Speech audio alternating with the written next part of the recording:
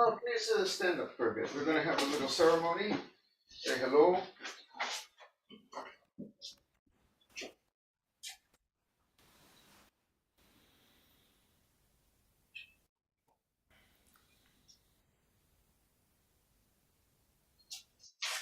This is just in India, greetings. Just namaste. Yeah.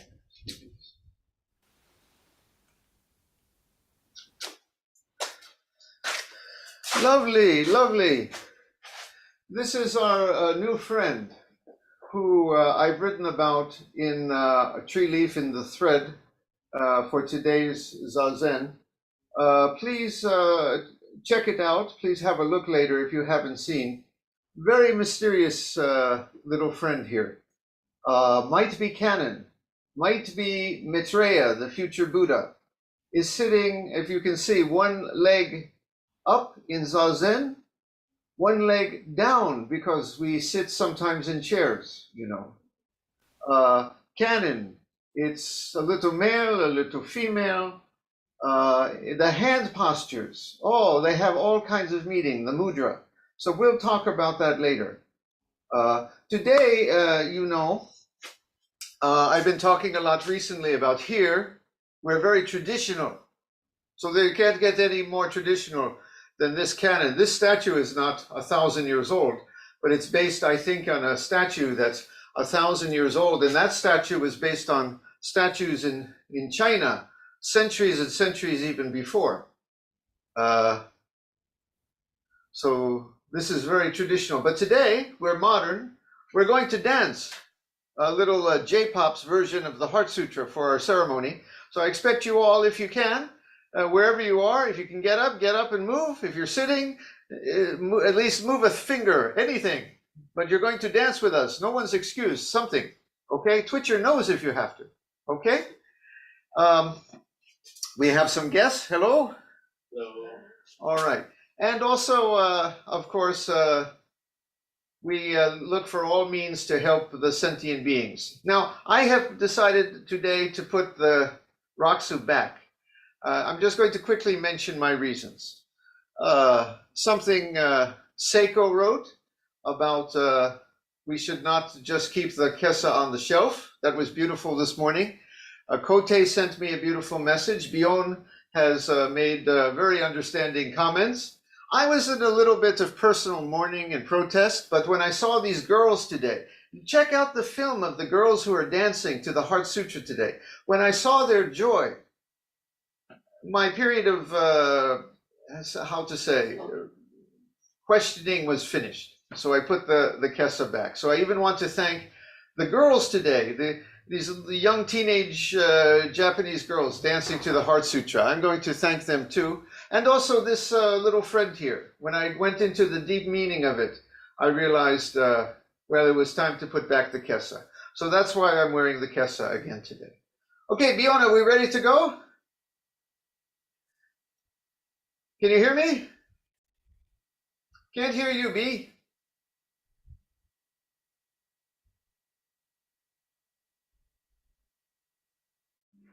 Can you hear me now? Yes, we're all good. If you've been here before, you know what to do, and if it's your first time, just follow along. Okay, just follow me. I say to you during the ceremony, just feel gratitude, kancha, you know, just for being here. Okay, even the difficult things in life. Okay, okay.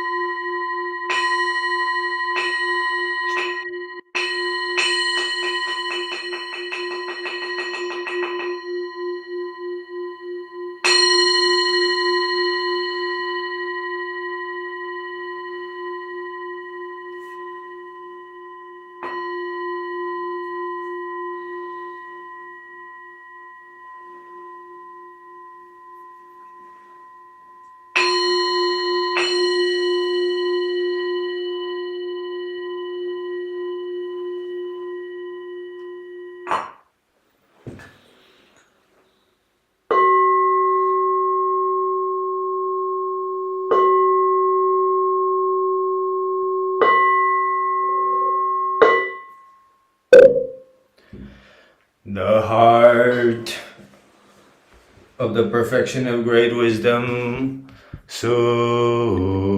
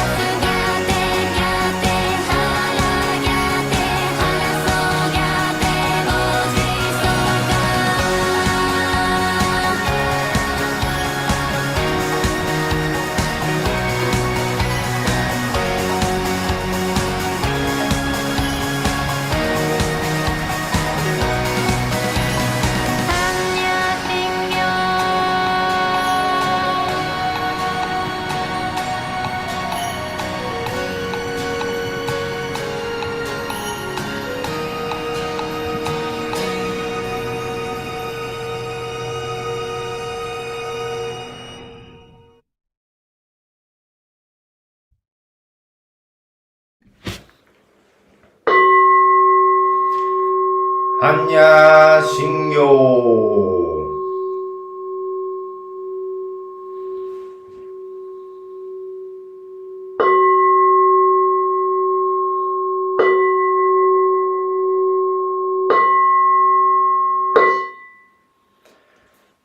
Buddha nature pervades the whole universe, reality existing right here now.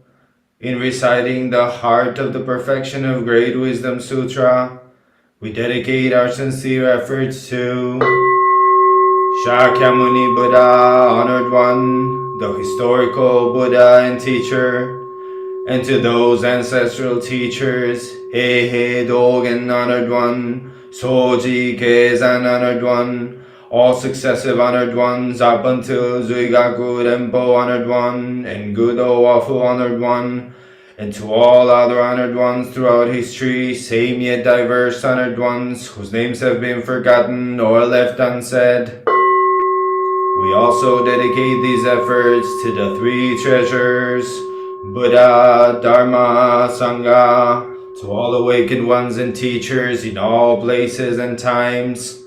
We especially seek tranquility and well-being for all creatures now suffering or ill in health. May they be serene through all their ills. May their lives be at peace and wisdom pervade the darkness of ignorance. We dedicate our hopes and aspirations to all victims of war and violence and natural events, to the injured and to all families touched by these tragedies, to the healing of hatred in all countries and among all peoples, to the wisdom and compassion of our world leaders, to the peace of the world and harmony of all beings. Thus let the harmful effects of words, thoughts, and actions be dispelled, and compassion bloom in perpetual spring. May we all realize and live the enlightened way together.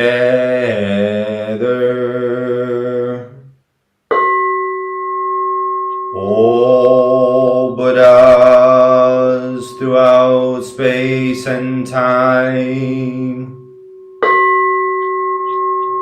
All Bodhisattvas, Mahasattvas, Maha Prajna Paramita.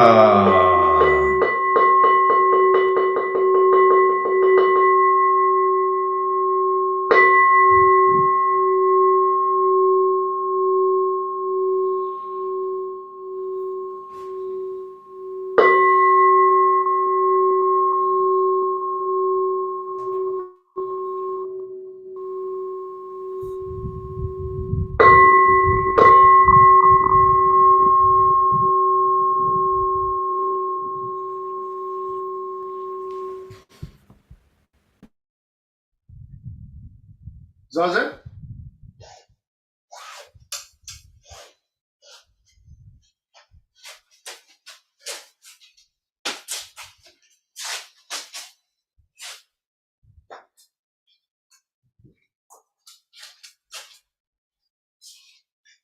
Back to explaining how to fix your feet.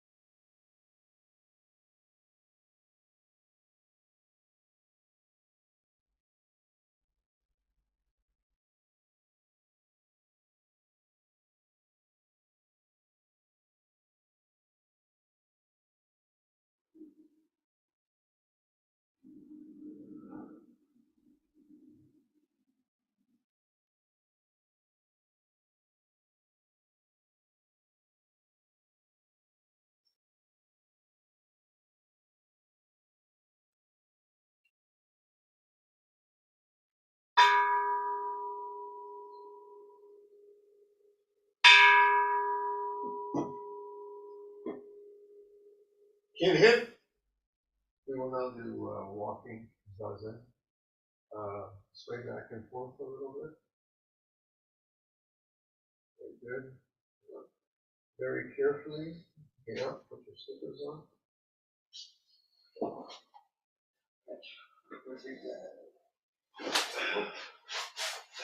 Okay. And clockwise, always to the right. 3 fingers. Straighten your top foot just a few times and put the white part facing you. You okay, your back? Okay. If you need to sit in a chair, I can bring you a chair. Okay, I'll bring a chair for the house. Okay. Now, you okay for bathroom and everything? Yeah? Okay. Now we do walking zazen. Walking zazen is just different from our usual walking. First off, take your hand, this hand put here, get down a little bit. Put the other hand over the top. Good, good. This part, the eyes half open. You breathe from here. Don't grab thoughts. It's the same as zazen. Okay? When the breath reaches the top, half forward.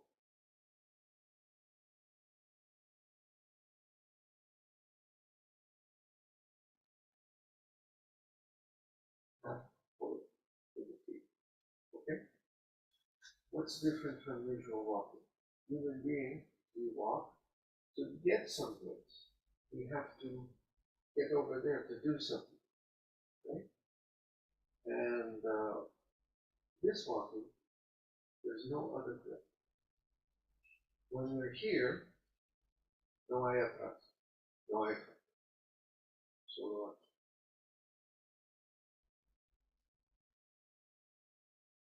no ayatras, no ayatras. So T is good. Yes, yes. Okay. Right?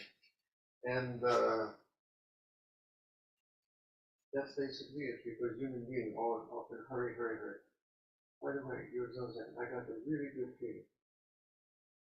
You look very centered. I get you from the welding. When you weld, you get a great piece. Are you Yeah. centered? I'm not welding personally. It's like it's been 1 year welding, the same thing. But before that, I don't know. My mother used it to love Indian things. I think she had a lot of statues. Okay, good. Those kinds of things in my house. Okay, And then I got this from her. good. Okay, so now, just do what I said. When the breath gets to the spot, half forward. And you go around very slowly. You say, oh, in Buddhism, I think we always turn right, almost always.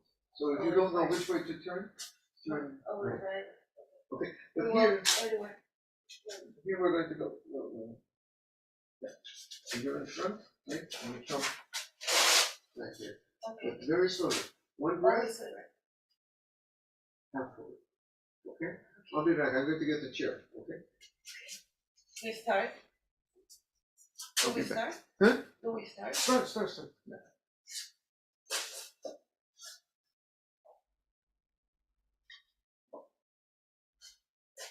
I'll bring you from here to shoot.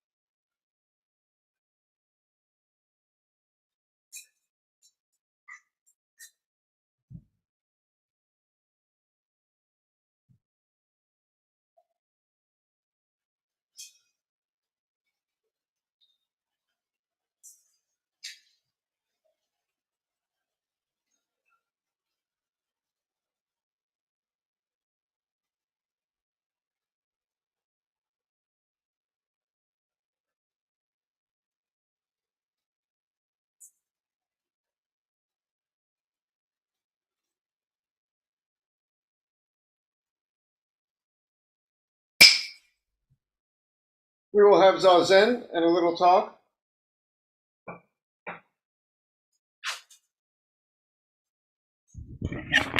Please go back and sit.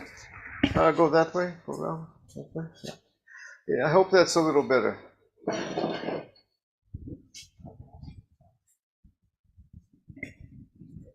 I think you're good. Okay.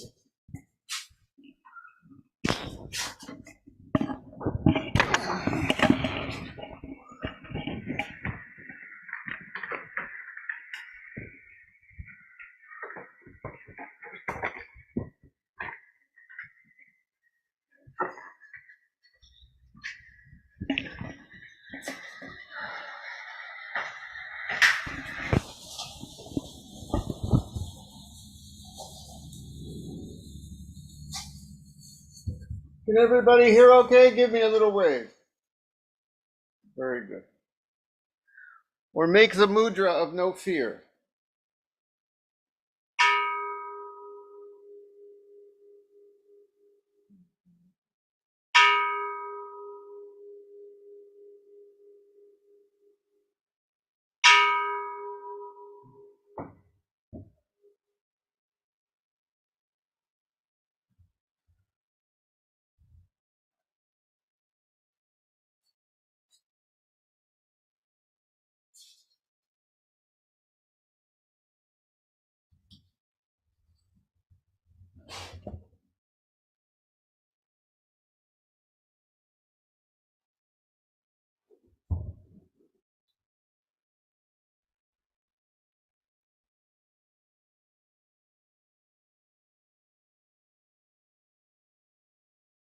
So we have a new member of the family, a beautiful statue, probably not so old. I'm probably older, but seemingly based on a statue that's from the Heian period, about 12 centuries ago.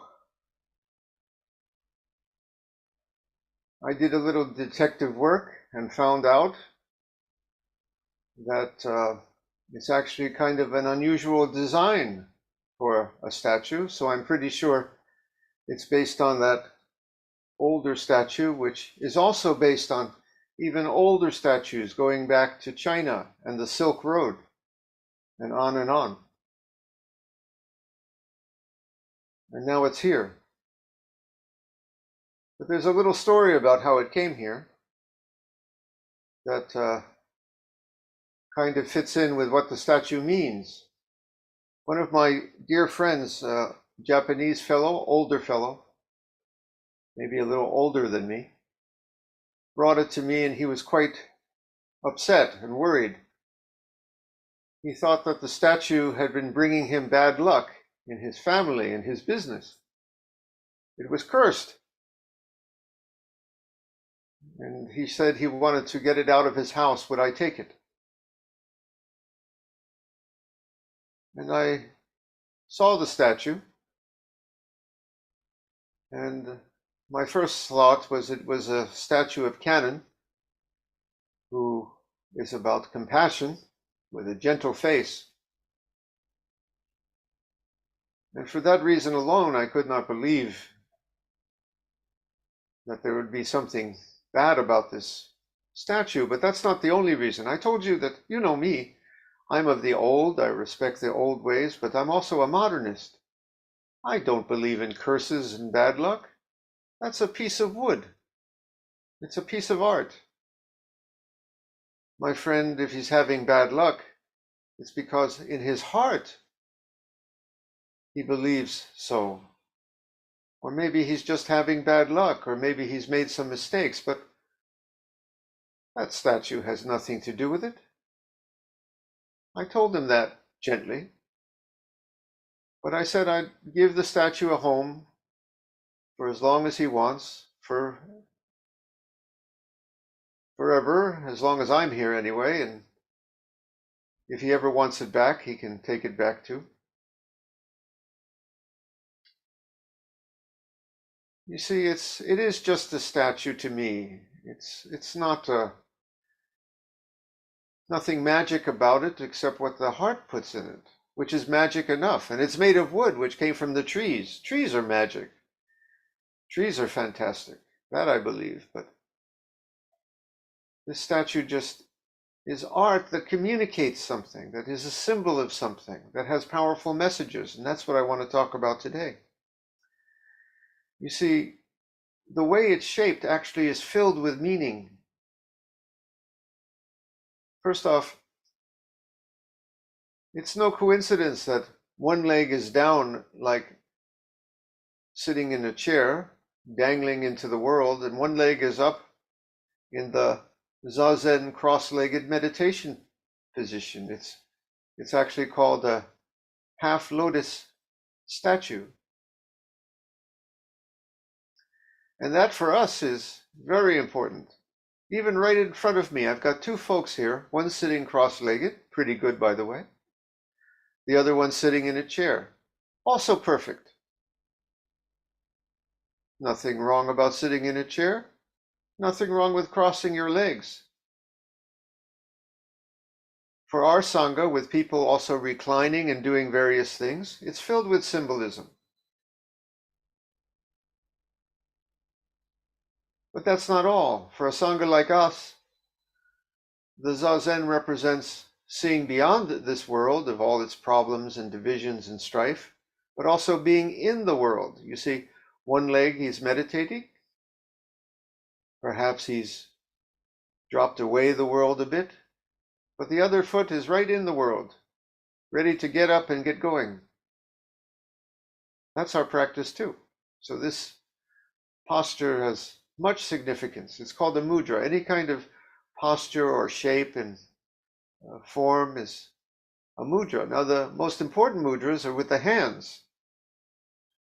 It's very unusual, the hands that this statue has, for reasons I won't go into right here. If I advise you later, if you can look at our thread in Treeleaf online, I tell you a little bit about the history of this, but just take my word, it's not so usual to see the hands like this in a statue of this form. That's what makes me think that the artist was working from maybe a picture or an image of that older statue.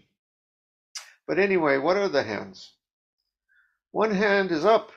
Is it in this statue? The left hand is up, almost saying hi, hello. But it's the gesture of no fear. No fear. It's almost as if someone was saying, like you do with a child, patting them on the head. It's all right. It's okay. Have no fear. It's a beautiful gesture, which is very interesting because my friend was so afraid of this statue of Kannon, who symbolizes compassion and helping people with their suffering. And it may be Maitreya, who's also represents the Buddha to come, which is also a symbol of peace. And the hand is up saying, don't fear, don't fear. But my friend, he didn't know that. He's no art historian and he doesn't know much about the details of Buddhist things like that. So he thought somehow he was afraid, when the statue means the very opposite of fear. Don't be afraid. Fear is in your heart. He didn't know that. His heart was filled with fear. And the other hand is called the welcome or wish-giving mudra. It's the right hand is down, almost like slap me five. Slap me five. Like that. The hand is down. And almost my joke is what you'd say to the little child, here, have a candy, like that. And the Buddha is doing both together. Hello, have no fear. Here, have a candy. What's the candy? Well, sometimes it's called the wish-fulfilling mudra. And some folks might misunderstand that. They think, if you believe in Buddhism, he's going to give me lots of money. He's going to cure my illness. He's going to make my my job, I'll get a promotion, like that. Again, sorry, you came to the wrong Buddhist teacher. I'm not going to tell you that. Sitting here today is not going to get you a job. You have to do a resume to do that. That kind of thing. But he's going to give you something more, which is, we say, the, what is the word I'm looking for? The,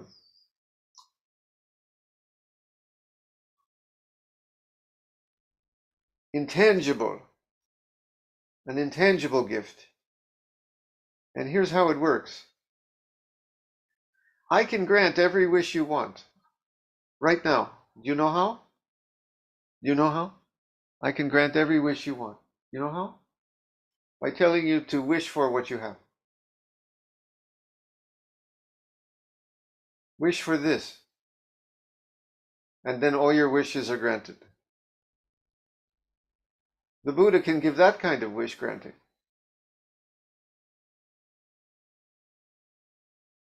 And I can also promise you a kind of peace from sitting Zazen, where you see beyond all this trouble and strife.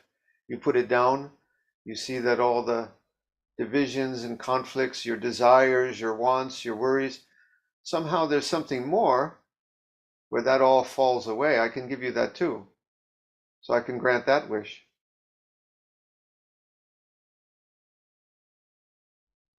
So that's what this statue represents, you see. My friend, he was afraid because his bad luck, things were not going well for him, and he wished for something else. And I wish for him, I hope he finds better luck. Things go better with his family, with his business. But here, the wish is granted is a different kind.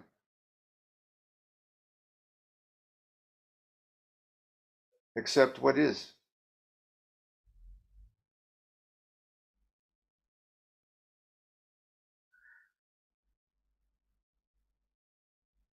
So that's why this statue is very important to me. First off, I talk about the future Buddha a lot, and this is the possibly a statue of the future Buddha. We didn't have one in the Zendo, now we do. What a either karma or coincidence, but here it is. A few weeks ago, I put up another statue that represents the universe. We have statues of Kannon, who I said represent compassion. We have Jizo, another one. We have all kinds of statues here. We did not have a Maitreya, the future Buddha. We have on the altar, we have Manjushri, who is, by the way, also sitting in the same cross-legged, one leg down position, but the opposite way. My joke is when they're side by side, they're going to be side by side, they're showing the bottom of their feet to each other. It's very interesting. One's foot is pointing towards this statue, and the other one's foot is pointing towards the first statue. But we didn't have a Maitreya, now we do, who is also perhaps Kannon, which is good. We can always use another Kannon, which represents, as you know, Kannon is beyond male and female and me and you. That's beautiful. In the world, yet sitting Zazen, beautiful. It's the perfect new member for our family. Let's sit.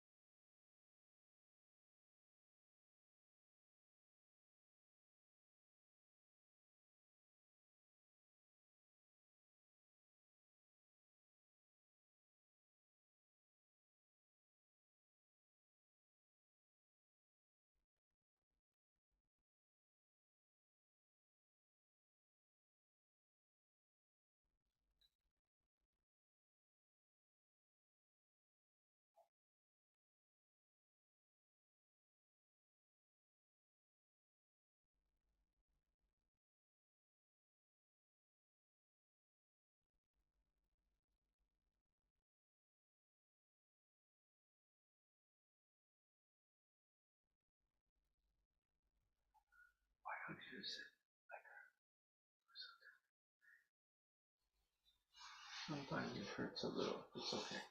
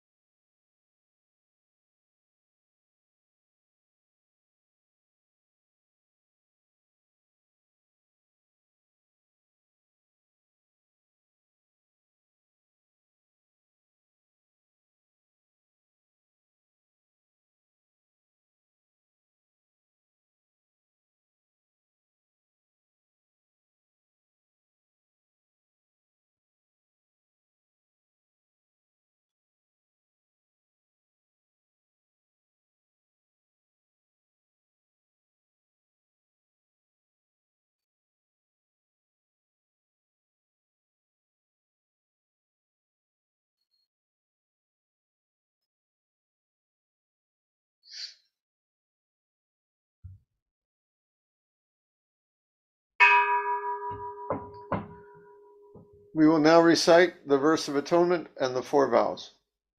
Okay, we're going to get up. Easy, take your time.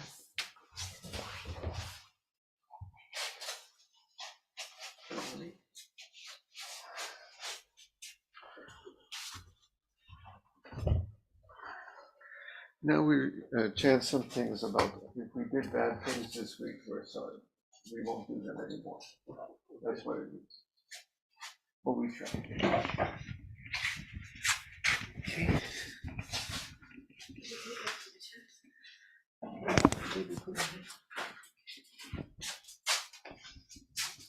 1 second.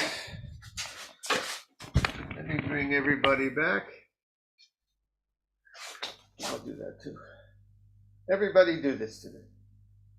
For this ceremony, we're all going to do this. Left hand up, right hand down. Yeah, we're going to do a little different today. I just welcome our friend here. Very good. There's everybody.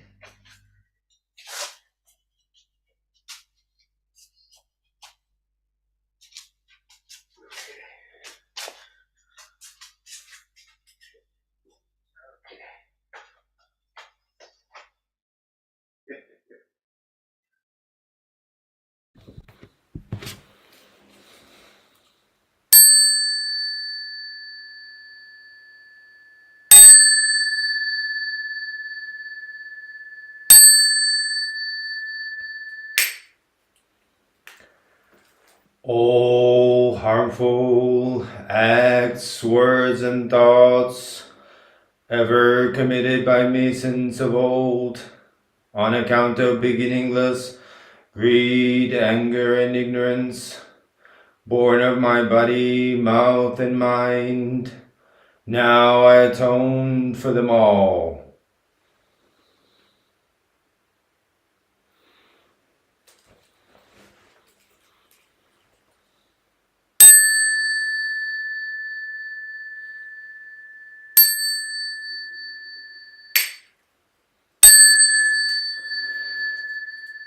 To save all sentient beings, though beings numberless, transform all delusions, though delusions inexhaustible, perceive reality, though reality is boundless, attain the enlightened way, a way non-attainable, to save all sentient beings, though beings numberless, transform all delusions, though delusions inexhaustible, perceive reality, though reality is boundless, attain the enlightened way, a way non-attainable, to save all sentient beings, though beings numberless, transform all delusions, though delusions inexhaustible, perceive reality, though reality is boundless, attain the enlightened way, a way non-attainable.